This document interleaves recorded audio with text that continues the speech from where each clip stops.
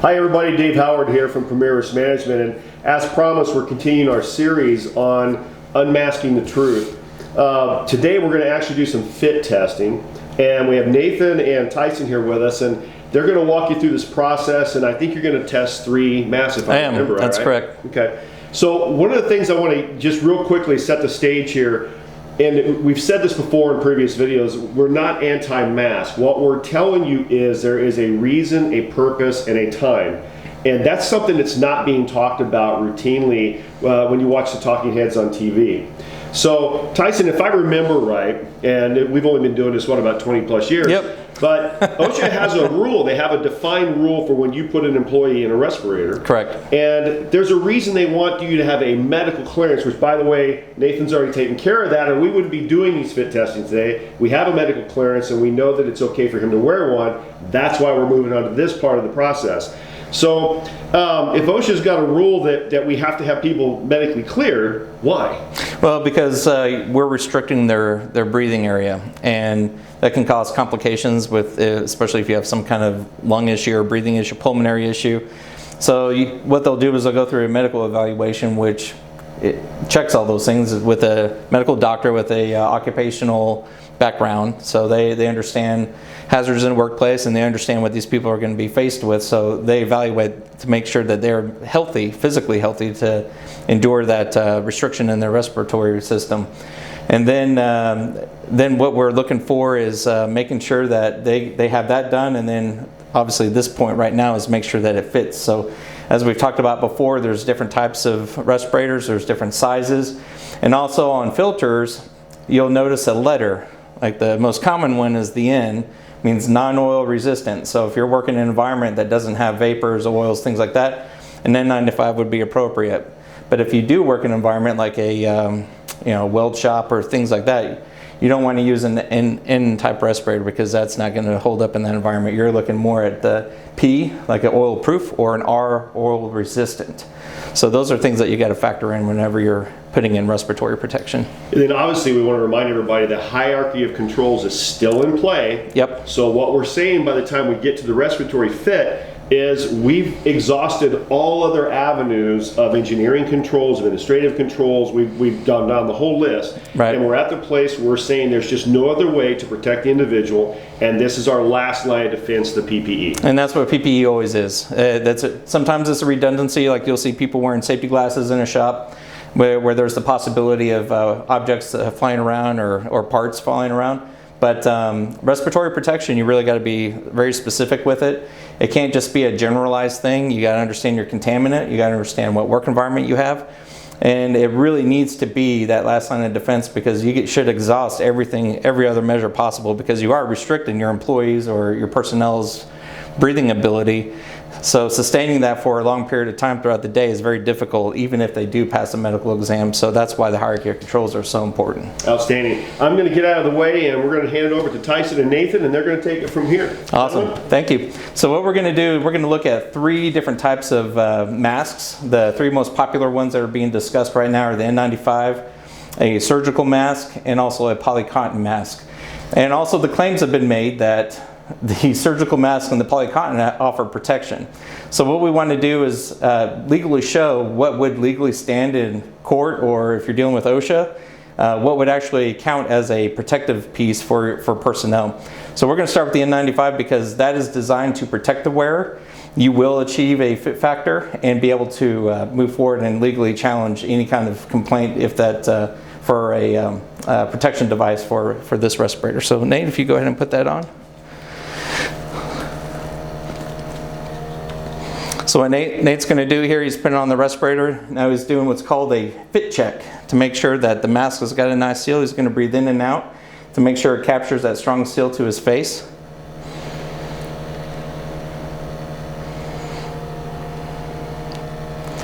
Looks pretty good. How does it feel? Good? Okay. So what we're using today to conduct our fit test, this piece of equipment is called the port account. It's a quantitative fit test method. This here, it's not subjective, it's completely objective, scientific, and what this is going to do is, you'll see this blue hose here, this is going to take what's called an ambient sample, an exterior sample, to understand what particle baseline is going on around Nathan's breathing area. and then the clear tube is going to take a reading on what's going in, what's penetrating. So we're going to go through a series of exercises and all these fit tests to show what's getting in and if it's capturing a seal. All right. And my candle here is what's producing a particle baseline. So normal breathing.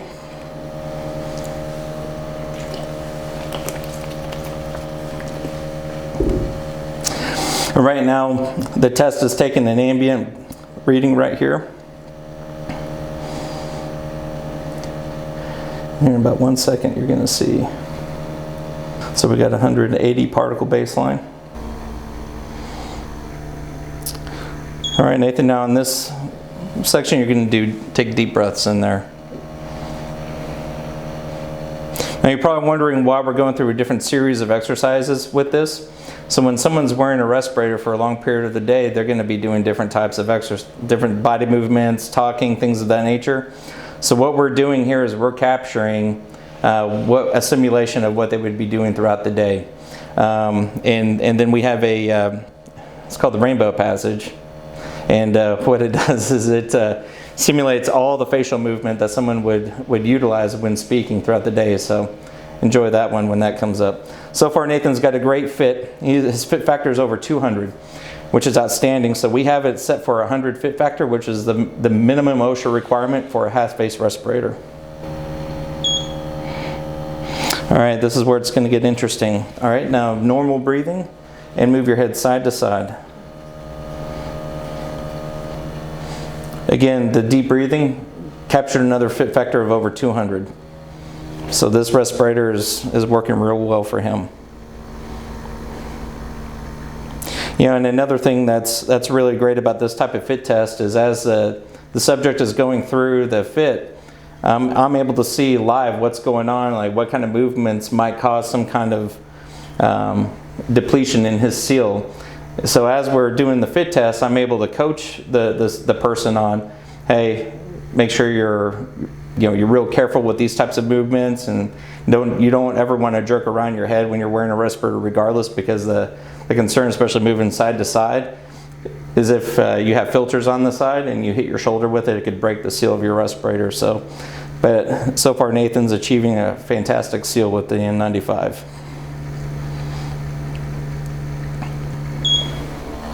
All right, on this one you're going to normal breathing and then going to go up and down.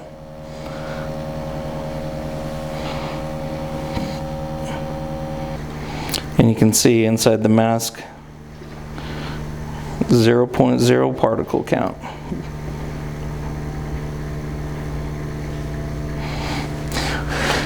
One of the great things about the 8511 series of N95 that we're using here, you'll see this filter on the outside here. This is a heat filter. So a general N95 lasts about 2 hours because as you're breathing, you're soiling the mask and you're degrading the material. A filter will usually stop operating about 2 hour time frame, as well as the seal will also stop achieving its purpose. So with the 8511, you get about 4 hours of use in a normal work environment. You always want to pay attention to how hard you're breathing, how much heat you're generating inside the respirator, and if you're sweating a lot, that too will be a factor in determining whether or not this will maintain its operation. All right, now we're getting to the talking point. Take it away, Nate. When the sunlight strikes raindrops in the air, they act like a prism and form a rainbow. The rainbow is a division of a white light into many beautiful colors. These take the shape of a long round arch and its path high above. Perfect. Thank you, Nathan. All right, so what was interesting about that is I was watching the particle count of the mask started jumping up a little bit as Nathan was using more described words or stronger words. So one of the things I would coach him on is, as he's wearing this throughout the day at work, make sure he talks a little softer, not as powerful. I believe he's still going to he did not pass the fit factor on talking. So that right there, he got a 27 fit factor. He'll probably pass overall respiratory protection, but we'll see at the end of the test if he does that or not. But the thing is, when you're talking, you got to be really careful because the sound waves can break your seal. All right, on this one you want to bend forward and keep coming back up. So this would simulate somebody working throughout the day, bending down, picking things up, moving around, doing tool work. So we want to make sure that it's still achieving its seal as he's moving.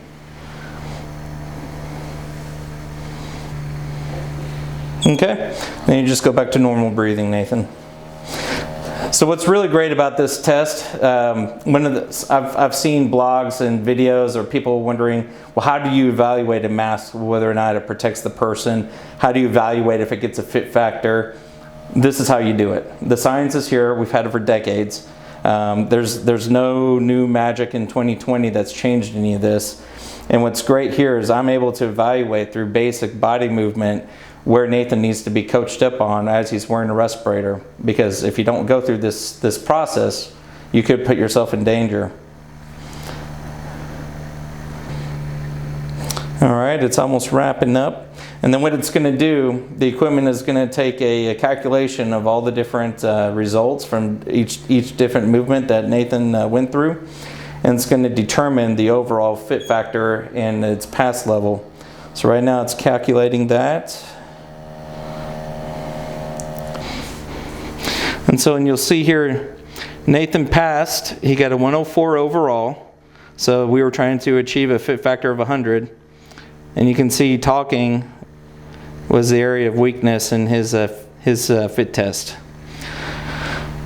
So with Nathan having he got a 27 fit factor during the talking part. So this would be something where we train and we coach him on. We could even do another fit test for him, but for this purpose, he overall passes his fit test, and we'll be able to move forward wearing an N95 respirator. Great job. All right, so on this one, we're going to use a surgical mask. Nathan, would you mind holding that up real quick? So a couple months ago, our CDC director went before Congress and said that this particular mask protects him better than a vaccine. So we're going to put that to the test right now. We're going to see if this does qualify as a protective piece for its wearer. So we're going to go through the same fit test methodology that we did with the N95. This is a standard surgical mask that's used during operations, dental hygiene, things of that nature, and this is what's being pushed out for mask mandates as well. So just with normal breathing, Nathan's getting over 100 particles in the mask right now. We have a baseline of over 200. All right, then we'll go into deep breathing. So as you can see, just with normal breathing, he had a fit factor of 1.9, wearing a surgical mask, not performing any kind of head movement. And you can see the particle levels that are in the mask are almost the same as his ambient. It's jumping around between around 150 to 250. And what's even interesting about this, as he's doing deep breathing, he's pushing air out. So even with that, there's still high penetration in the face mask. All right, now we're going to move your head side to side. And again, a fit factor in deep breathing was 1.8. Does not pass.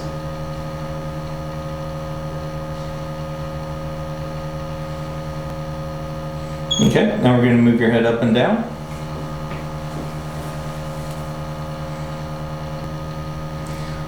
So as you can see here, so far, the fit factors are not achieving what the legal requirements are. Okay, now we're going to go to talking. Go ahead and read the rainbow passage again. When the sunlight strikes raindrops in the air, they act like a prism and form a rainbow. When a man looks for something beyond his reach, his friends say he is looking for a rainbow. Let's grimace in the mask. Okay. All right, let's bend forward and back. Okay.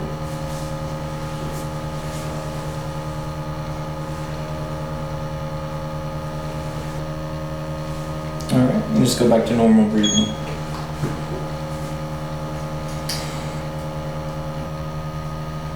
And with normal breathing, you can still see a large amount of particle penetration inside the mask. Well, and this thing is wrapping up now.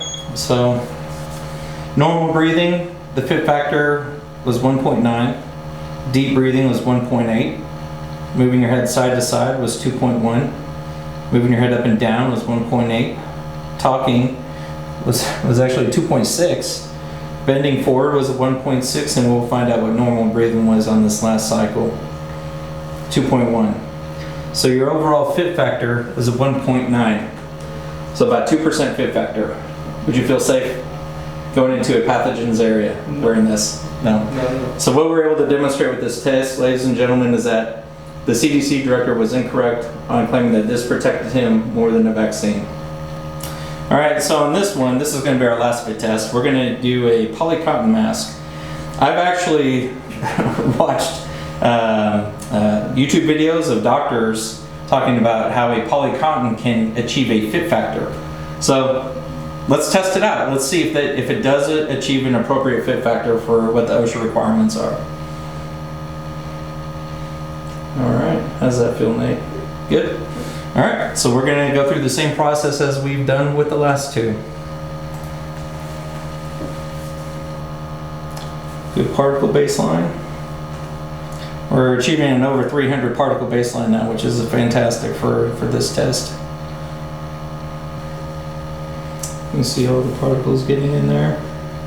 So particle penetration is jumping between low hundreds to 100 up to 200 or over 200.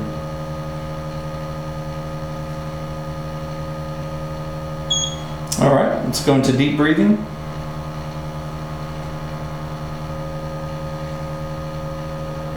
Okay, I'm going to have you move your head side to side, Nathan.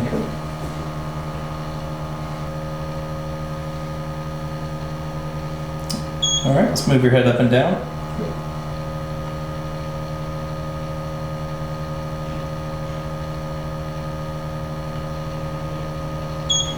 All right, let's do some talking now. Go and read the rainbow passage. When the sunlight strikes raindrops in the air, they act like a prism and form a rainbow. The rainbow is a division of white light into many beautiful colors. These take the shape of a long, round arch.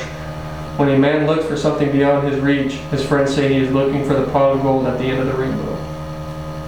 When the sunlight strikes... Okay, now you'll grimace. Okay, now you'll bend forward and back.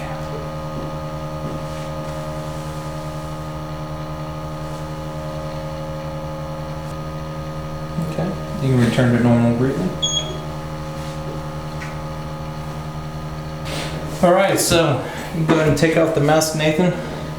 So his overall fit factor for wearing a Polycotton was actually a little bit better than the surgical mask. He got a 2.6 fit factor. How would you feel about wearing that in a biological environment? Not safe. Not safe, No. right? So this doesn't meet the OSHA requirements. If you go into the Code of Federal Regulations, CFR 1910.134, there's a requirement for you to have a minimum fit factor of 100 with a half face and 500 with a full face. Nathan, unfortunately, wearing these masks would not achieve that. However, the N95, he was able to achieve that. So I would say it's pretty confident that, and this is an unfortunate thing right now with the medical industry. They don't understand these laws and regulations and protective devices, how they're supposed to operate and what you're supposed to be testing for. So in a legal sense, if we were to give recommendations for them to wear a face mask in a work environment, we could actually be sued for lying by omission, because these would not achieve that legal requirement. But appreciate you going through this test with us and reading the rainbow passage and everything. Of course.